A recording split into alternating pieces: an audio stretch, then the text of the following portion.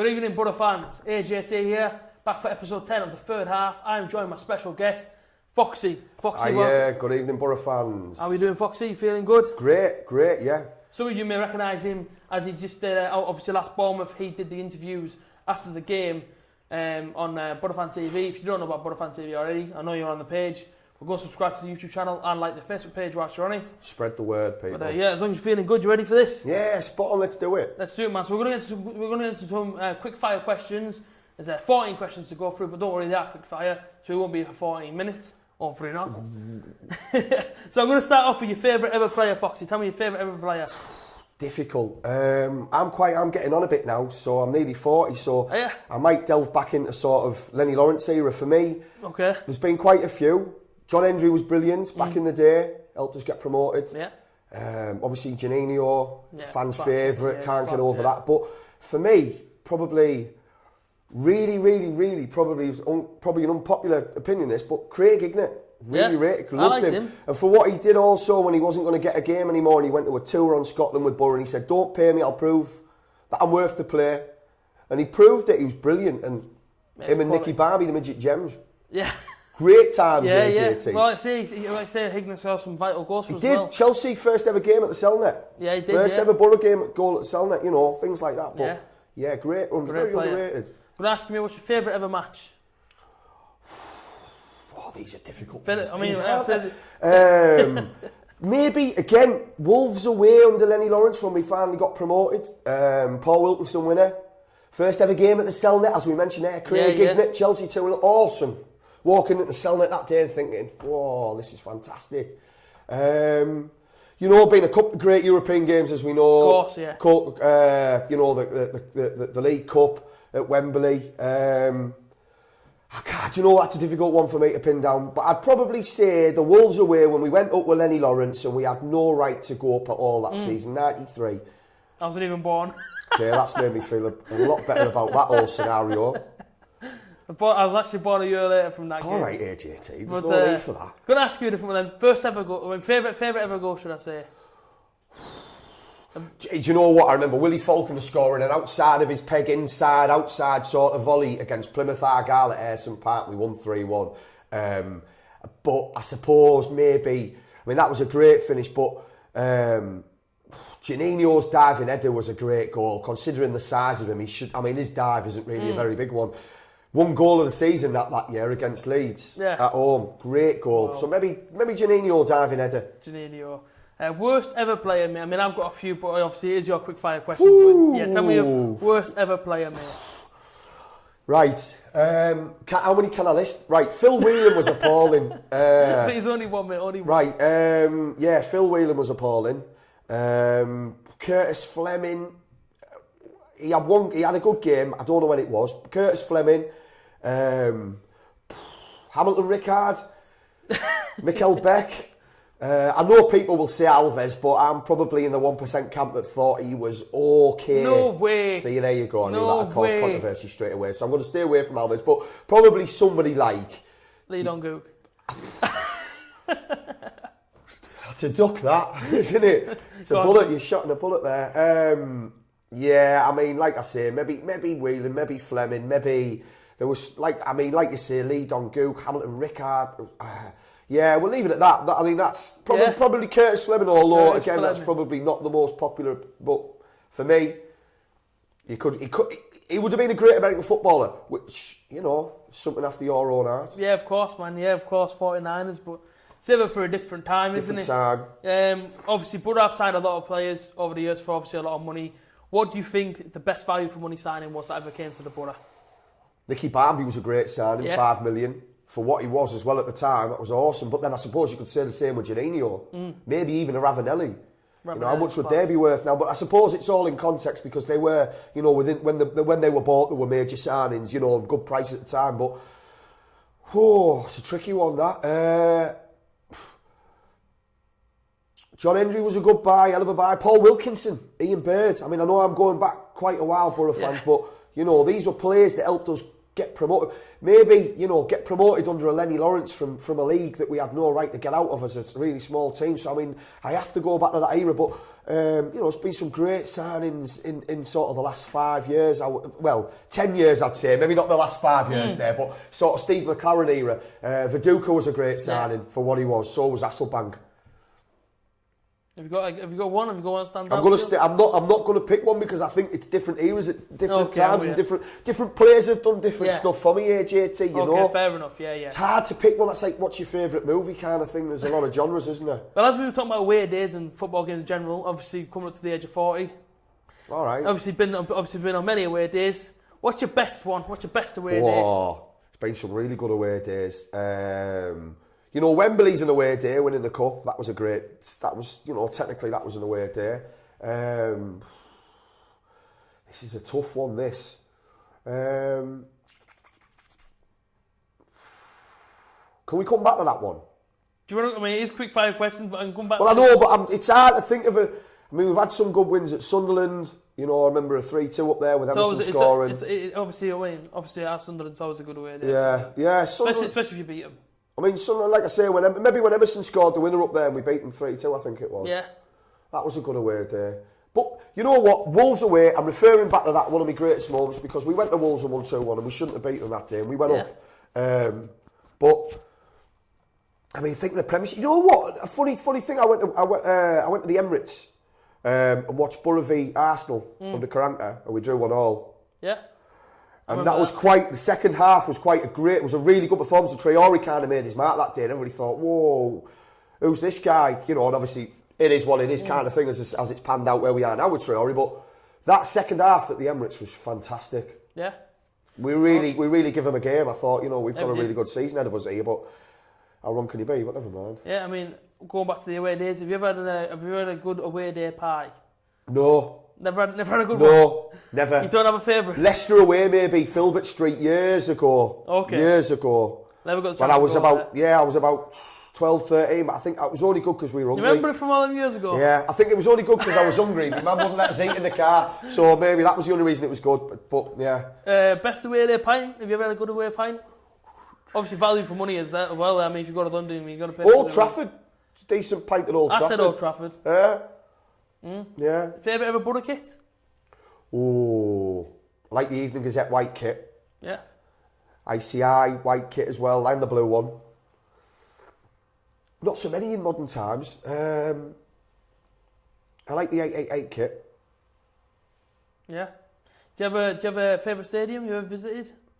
You know what? First time I walked in the Selnet, awesome. I don't know whether that counts, but for a young lad to come in there and think, wow, look where we've come from to this. And Ayson Park was a fantastic ground. Yeah. Best turf in the business. The grounds won grounds of the year every season, pretty much. But Old Trafford's a fantastic ground to go to. The Emirates is Wembley. But yeah, I'll keep it. For me as a Boro fan and having a new stadium. I know it's not an away day, but just to walk into that stadium was fantastic. Never forget that. Have you ever had the saddest moment as a Boro fan? Oh, I mean, going down with Boro, with Janino and the team, 1-1 at Leeds, when we shouldn't have gone down that season, which we were talking about off air. Yeah, of course we were. The Blackburn points deduction, which was still shocking to this day, really. Of course it is. I mean, Lenny Lawrence again. We nearly stayed up with a team that was on a shoestring budget, and we went to Norwich. Yeah. We drew a Norwich 3-3 last day of the season, who got into Europe that season. But previous to that, we beat Chef Wedden 1-3-2, and no one would give us a hope. But in between that, Wimbledon had beat Forest, and that was the other team within that sort of three that stopped us from catching everybody else. But yeah, that was a sad moment as a Boro fan, watching us draw 3-3 at home at Norwich with a team that were fantastic that season. Norwich were fantastic, Jeremy Goss and people like that. First time in Europe beating Bayern Munich, and we didn't do enough to stay up, and it was heartbreaking. But yeah, that was a really sad moment. But Leeds and that, I suppose. Yeah, have you ever had the funniest moment then, coming from a low to a high? Funniest moment as a Boro fan? It's a tough one, that. Funniest moment as a Boro fan, I'd say probably would be... Depends though, I mean, funny ha-ha or funny like I can't believe that's just happened, because funny I can't believe that's just happened would be Janino, Ravanelli and Emerson. Wow. Funny ha-ha would be you know, again, I keep referring back to silly things, you know, certain things, but Blackburn was a funny ha-ha when we had those. It was like, you're kidding me. Sarcastically, 3 points deducted for not being able to put a strong team out. That was funny. That was funny in a heartbreaking way. Yeah. But as a funny moment, as out just an outright laugh, maybe when we signed Gaza. Yeah. I think so. Yeah. I still don't understand that signing. Well, you know, he was half decent, but fair enough. And after obviously going away from the bad and obviously the olden times, no disrespect to Foxy. You kind of seem to be saying that, but then. But I've got to ask you, whereabouts do you think Boro will finish the season? Hart will say top 2. Yes. Their head at the moment saying struggling to get in the playoffs, as the league's showing. If you beat Hull though, do you think that'll change it? If you beat Hull, I think if we beat Hull, AJ, then we're obviously 2 games unbeaten from nowhere again. After Bournemouth away with a much changed team, obviously in the cup, but then we're 2 games unbeaten where I don't think many people would have given us much of a chance, including myself, to go to Reading and Hull and get anything. Current form, but we're looking for consistency now. So, absolutely. Yeah, if we go to Hull and get beat, then the season again is just, I think we'll end up 13th, 14th. You think so? Yeah, because where are we going to produce a run from when everybody else seems to be finding it? Yeah, well, I suppose if we beat Hull and beat Sunderland, and then obviously get some at Leeds, I guess then it opens things up. Completely, and if you look at our fixture list, what we've got Birmingham's, we've got Derby at home in November. You know, they're both well winnable games, you know, and as you've said there, Sunderland, Hull, and as we've had Reading, and there could be a real good month turnaround there. Yeah. 6 games unbeaten from nothing. Yeah. Obviously, we've got the international break after Hull, which, you know, will be a nightmare if we don't win, because then we've got another 2 weeks. Yeah, of course. Now, I know people sort of compare you to Robbie Savage. Do they? But if I was to ask you, which Boro player, which Boro player would you compare yourself to? Obviously, I know Robbie Savage doesn't play for Boro. Who would you compare yourself to? Which Boro player do you think you would compare? Probably I'm like a Paul Merson, I'd say. You think so? Yeah, I've got the hair. And I had the drinking ability. Yeah. Probably haven't got the feet, but Paul Merson, when I was a kid, you know, a very creative player. I used to like playing that myself, but I didn't get very far, you know, in the skill team or whatever. But yeah, Paul Merson, I'd say, probably. Yeah, bit of flair. So far this season, you know, we have had highs and lows so far, bit of inconsistency here and there. Yeah. I've got to ask you, so far this season, have you enjoyed the season so far? No. You haven't enjoyed it? No. Why is that then? Because it's becoming very laboured to get anything right, and I kind of, at the start of the season, Monk was my choice. Right. I wanted Wagner at Huddersfield, but obviously they went up, and that was never going to happen. Monk, for me, he was going to come in and give us an identity, and, you know, he's done well at Swansea, he's done well at Leeds. And I thought, you know, great. And it just seems to be as if he can't find the right players.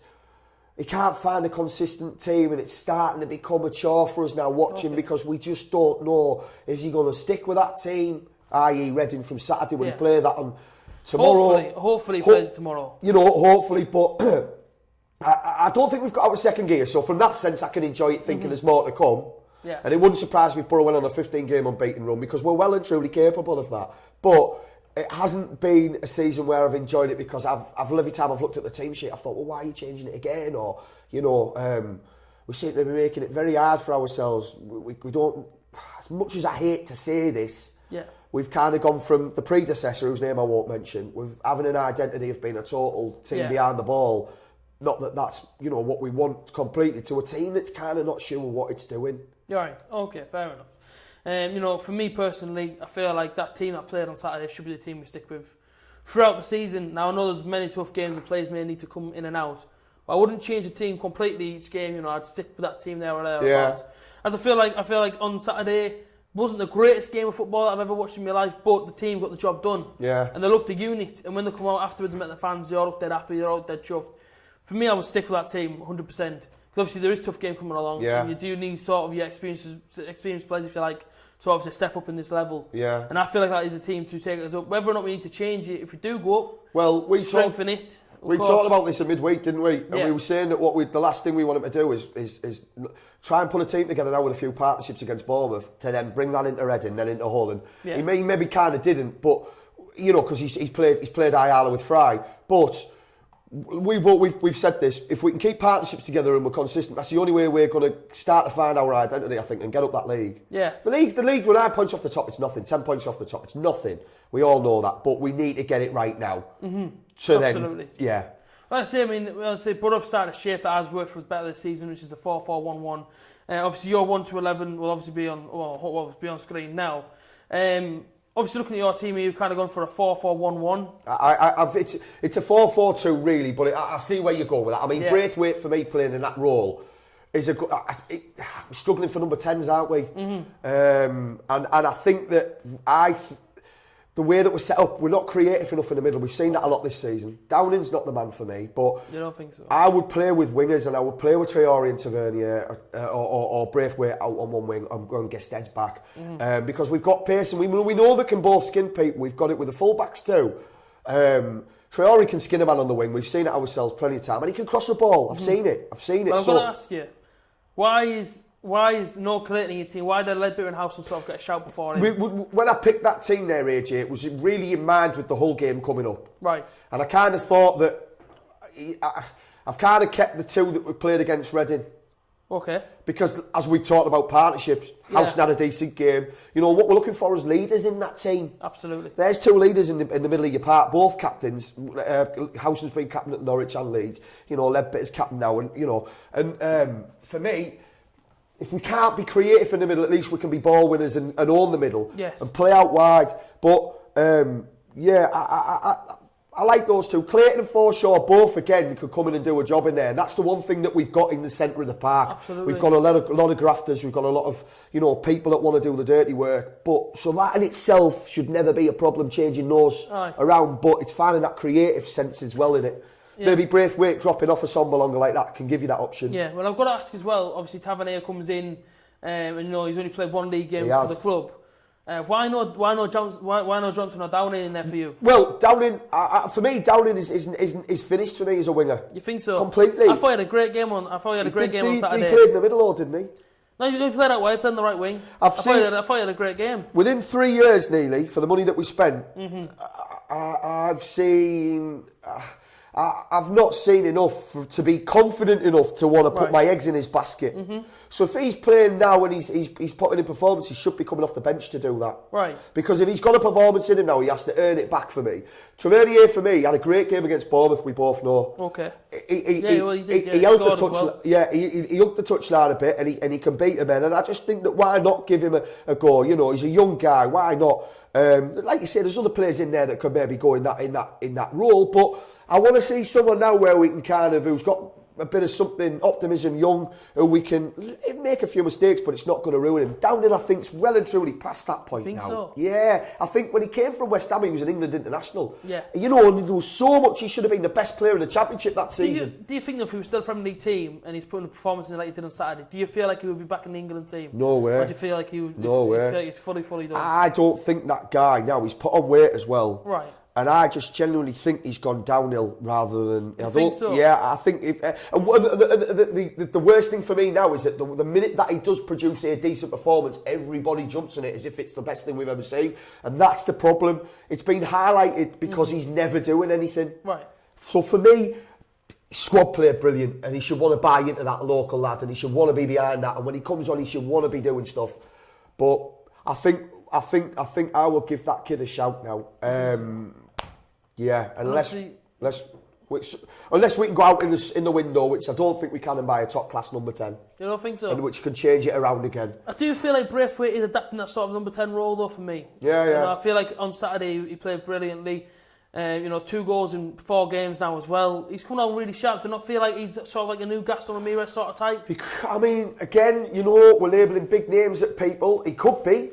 But again, when you were asking me about our season and how happy I am, I genuinely don't think Monk drills them enough to know what their role is and what they're doing. Right. And I think if he's wanting Braithwaite to play that role, he needs to drill it. He needs to be playing that role in training. He needs to, because I think Braithwaite wants to play as a striker, but he has got the attributes to play that role. Filling in as Ramirez. I hope you're right. I'd love that to be the case. Yeah. But we all know how much how much people struggle to find attacking players, which is why they go through the roof for them. I've got to ask you, especially in your 11 here, you've put Fry ahead of Ayala. Yeah. Obviously, Ayala's been getting the nod ahead of him. Yeah. How does that make you feel then? You're obviously not happy with that, obviously. Well, I can see here with Fry being in your team. I don't understand it, to be honest, because I don't think Ayala, if we went up, would be a player that you'd play anyway. You need to. I think I would rather iron Fry's mistakes out now and play him alongside someone who he's comfortable with, who he knows. Local lad again, and he can pass a ball. He's comfortable on the ball when he's got it. Absolutely. Ayala isn't, and for me, top flight football. Again, I'm being optimistic, think we're going to go up, but he won't be able to pass a ball in the Premiership. He struggles in the Championship. I thought he played well on Saturday. I thought he looked a bit like his old self on Saturday. Okay. I mean, obviously. But obviously, Fry is a T-side, like you say. He is, but where's that on his sleeve? I think the Fry's, he's won stuff. As a young lad, and I think that we've just had another big under-17 tournament win yesterday, and I think you should be trying to nurture these kids. And in the league that we're in, we've had a new keeper, new centre-back, new right-back, Fabio friend, he isn't a new left-back, but we've had a lot of changes there in a clinical part of the pitch. So Fry making mistakes, it's just part and parcel of playing centre-back with a bunch of people he'd never really played with that much before. But he lined them out. Do you feel like Friend has to push for his place now? Then obviously Fabio's been there pretty much all season. Do you feel like he's got to really push himself now? Yeah, and I think Friend looked good against Bournemouth, didn't he? Yeah. And I think maybe that's helping him. Because there is a good player in Friend. There's a Championship player in him, 100%. He's a lot more cultured on the ball. I'd say out of everyone at the back, he's the one guy on the ball, who's the one guy that can pass a ball and he can be, he looks like he... Almost like a leader sort of type. Yeah, and he's cultured. He's a bit cultured. He's calm on the ball. So... And you can see that because he's obviously played in other positions where he's got that from. But I think that's just healthy for Fabio and Friend. It's nice to have that competition there again. So, yeah, Fabio I would start because I like that attacking dynamic. But Friend's hot on his heels, isn't he? If I had to ask you, our sort of inconsistencies of late, obviously I know we got the win on Saturday, which is obviously positive. What do you think's missing? I think really, obviously we talked about Ledbetter and Howson being leaders, but a real shouter, someone who's just going to grab people. And I'd like to see a bit more of that from them. And we're missing a top class number 10, which as you said there, with Ramirez going. Yeah. I think really even with Ramirez there, we hadn't had it before. We when he wasn't on song, we struggled to fill that gap. Well, Traore was meant to be the man, wasn't he? But absolutely. I don't feel confident enough with him in the middle. You don't feel? I think you give away too much. But yeah, quality number 10. And obviously with our home form, obviously letting us down, last couple of weeks and whatnot. Do you feel like our attendance will obviously drop? Do you feel like that could affect the players in a bad way? I think we're the best fans in the world, genuinely mean that, and I think that we will stick by people as much as we need to, and we'll have a boo at the game and we'll have a moan at the game, but the fans will still pay the money and turn up. But I think I'm not a big. I like people to get behind people during the game, but when you've got to a point in the season where we are, and we were, Gary Monk said it himself in the pre-season interviews, we'll hit the ground running, we need to be going up this season, and it's kind of been laboured. I think people have got a right to have a little bit of a moan. Maybe also with that as well as that he's not settling on an 11, so nobody's kind of thinking, well, does he know what he's doing because he keeps changing his mind? Should he know by now? But yeah, I mean, given what I said earlier about maybe the fans will dip a bit, but absolutely.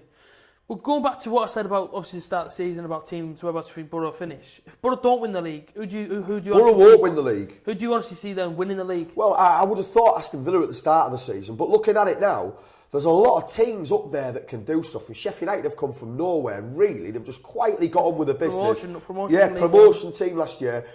Chris Wilder quietly just knocking on the door. They got beat at our place, but a lot of Boro fans, if unlucky they're older, weren't they? Obviously, unlucky offside goal, but that's how tight the Championship is. It could have been a draw. So they've been looking, solid, especially win at Leeds. I mean, it's a massive win. Derby. I honestly think Boro won't win it, but they could finish second and they can go up in the playoff quite easily. Do you feel like patience is needed though, with the team? Yeah. Obviously, it's annoying that the team's still out. So obviously, I hear that word about the whole Jalen thing. Do you feel like patience is needed, with all the fans? I know there's booing at half-time. I personally don't agree with all the booing at half-time or not. After the game, maybe. But I don't agree with it at all. The whole booing. I don't. I get we pay our money, but I feel like it's about being patient with the team. Obviously, positives are on Saturday. 2-0 win. But do you feel like that's one of the things that we need to be just be patient with the team, be patient with Gary Monk if you like? Yeah. I mean that's one thing football managers don't get now. But the flip side of that is we get rid of Gary Monk. Who are you going to bring in? Alan Pardew? Kirbishley? I personally don't want any of them. It's non-starter. So the thing is with this is he is getting stuff right. I tell you what, there is definitely there a team spirit, and I'll argue that with anyone at all, because we wouldn't be pulling goals back straight away with the way that we do. People want to fight for each other. We saw that at Bournemouth; they were fighting for each other with a different team. We got a bit tired towards the end. I think that's why obviously Boro conceded the way we did. But they've got a spirit there. You can see that. Yeah. So I think also as well as that, you bringing a new manager now. You and then he's pretty much going to say, well, I don't want you, and you. And he pretty much got a team full of players there who may not be what he wants. Then you've got to try and find players in January and you just shoot yourself in the foot. So for those reasons, but also because I did back him to start, and I think that there's a few managers throughout history who've had one game left. Alex Ferguson's the massive one. Yeah, absolutely. Nottingham Forest away, Mark Robins scores a goal. They end up getting to the FA Cup final and win it. The rest is history. Not saying that's a Boro story, but things can change on a knife edge, and as you said, hopefully that was Reading. Yeah. Well, obviously, two games this week coming up. Hull and Sunderland, massive games. A lot of people are saying if we win tomorrow, that's sort of the turning point in our season. Do you feel like if we beat Hull or beat Sunderland, the fans will be back on Gary Monk's side? Because obviously I know a lot of fans are on his back right now. A lot of fans are doing the hashtag Monk out on social media. Do you feel like this will get the fans back on his side if we beat Hull and Sunderland? I think it'll make a lot of fans reevaluate what they thought before these 3 games. I think so. Because I genuinely thought that these 3 games we'd struggle to get anything from what I've seen. Now, obviously, we've done Reading and got 3 points there. Hull got beat on Saturday. Forest being 3-2. Yeah, 3-2. So they'll be looking at Sunderland lost as well. Sunderland lost it as well, yeah, Bristol City, and they'll be looking to turn us over on Tuesday tomorrow night. But also teams raised the games against big teams, which I think why we went to Villa and played so well, because it was a game where we thought, well, these are our kind of peers here. Yeah, I think it'll be a draw, but I think if we beat Sunderland, which there's no reason why we can't, then I think Boro fans have got to kind of go, well, you know what? We probably didn't think we'd get anything here, and we've managed to pick up 7 points, 9 points, whatever it may be. Yeah. And plus the things that I've just mentioned also about OJ bringing it, you've got to get behind him. I think if we're all honest, no matter how frustrating it is, as you mentioned there about booing and stuff like that, I don't agree with booing full stop. It's negative energy. Don't mind after the game for maybe 10 seconds. If you want, if that's your prerogative, you paid your money. Does that sort of put down on the next game for the players? Do they come out expecting to be booed then? Maybe, but I also think there's a level of where you're just going to hold your head up and go, you know what, I'm going to turn that frown upside down, if you like. And I'm going to work through that. I'm getting paid to play football. I'm big enough. I'm a man. I should be able to take that on the chin, Absolutely. I get paid. I'd love to take their money. I'd go and stand at the end of the ground every week and get abuse if I was playing bad for that money. It sort of makes the players a bit anxious if they are getting booed. It does, but it's kind of the psychological thing for me is that they kind of put themselves in their own situation. It's not as if we started booing after the first time we were garbage at home. The first draw at home or the first, so I think there's a level, but you're right, there's a level. Does that come down to Gary Monk then? Maybe does that come down to Gary Monk? Maybe he's not being hard enough on him. Does come down to Gary Monk, totally. I think the buck stops at Gary Monk, but also, so within that he's got the team spirit's right, but again, with things like that where we're booing him, he shouldn't let that affect him on a Monday morning. He should tell them to get that out and turn the booze, change the booze, You can do it, one goal, one pass, one anything. But, I think the fans will start maybe to get on his side. What have we got? We've got Birmingham's our next home game. And you'd like to think that's... Sunderland, sorry. And then we've got Birmingham, then Derby, isn't it? Home games. And you'd like to think that they're very winnable. So I think I've not heard any of the fans shout his name all season, which is probably understandable. If that happens and we get good results then, the fans do start giving it a bit of, there's only one Gary Monk, then psychologically, as you've just said there, that all fits in and things could just go then and we could just be off then. So it's small sort of details, isn't it, that change it? Of course it is.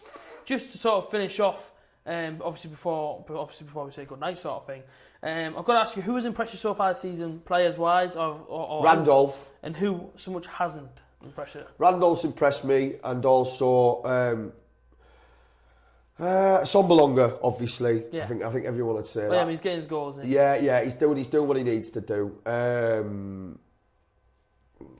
I haven't been overly impressed by anyone else stand out. You know, I've thought unbelievable. You know, Gibson's been all right. You know, Fabio's been decent, I suppose. Really, maybe Fabio, and Randolph and Sombalonga will be the sort of. There's no sort of player that stands there. You think, you know. Not yet, but I want to see it. I thought Traore might do it for me this season. He's coming along slowly. I think. He is, isn't he? He's, you know, I feel like he's a bit too much pressure on his shoulders for me. Yeah. So you know, the fans see him as, you know, bring him on, give him the ball, and let him do his magic. Well, you kind of gotta. I think you gotta have a bit of lenience. Yeah, I think he gets. He's a young player as well. He is, and I think he gets a bit ran away with that in his head, like you're saying, and then he tries to do everything, and when it doesn't come off, then people get in his case and he doesn't do anything, and then. But yeah, I suppose I'm looking for somebody to go. Look how good I've been. Yeah. But hopefully we'll get that in the next 5 months. Well, yeah, like I say, thank you, Foxy, for joining me tonight. No problem, pleasure, on the third half. And just an outro, just want to say we have a special match preview coming up with the lads from Roker Report this Thursday. Stay tuned for more information. Well, thank you, Boro fans, for tuning in. I've been AJT. He's been Foxy, and we'll see you next time. Good night, Boro fans. Up the Boro.